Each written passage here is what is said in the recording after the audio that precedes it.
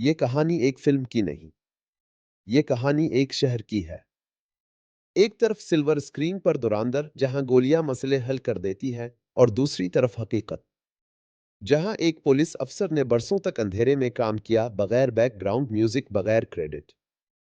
آج ہم موازنہ کریں گے ایس پی اسلم چودھری، اصل انسان، اور دھرندھر، فلمی بیانیہ۔ ایس پی اسلم چودھری کوئی فلمی کردار نہیں تھے۔ وہ اس دور میں کراچی پولیس کا حصہ تھے جب لیاری ریاست کے نقشے میں تھا، مگر عمل میں نہیں۔ لیاری میں گینگ وار اپنے عروج پر پولیس کے لیے اونوگو ایریاز، سیاسی دباؤ، مسلح گروہ، خوف زدہ عوام۔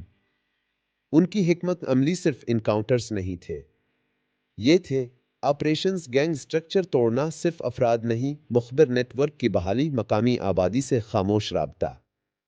انہوں نے طاقت کو نظم میں بدلا اور خوف کو قانون میں۔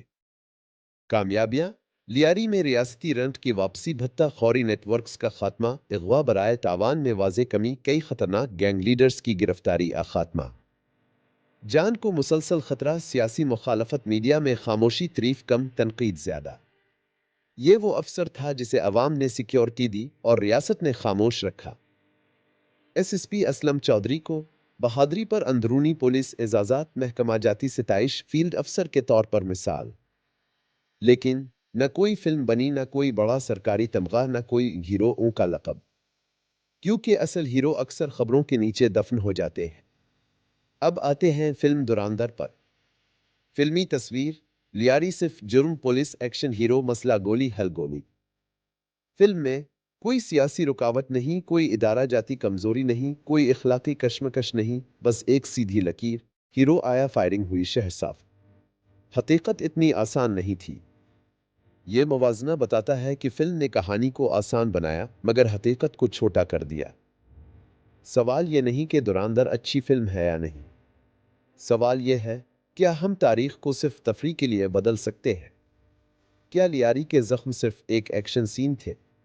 اور کیا ایس پی اسلم چودھری جیسے افسر صرف ایک کردار بننے کے لیے تھے؟ فلم ختم ہو جاتی ہے، کریڈٹس چلتے ہیں، لیکن حقیقت نہیں راپتی۔ ایس پی اسلم چودھری کو نہ کسی اسکرین نے بنایا، نہ کسی اسکرپٹ نے۔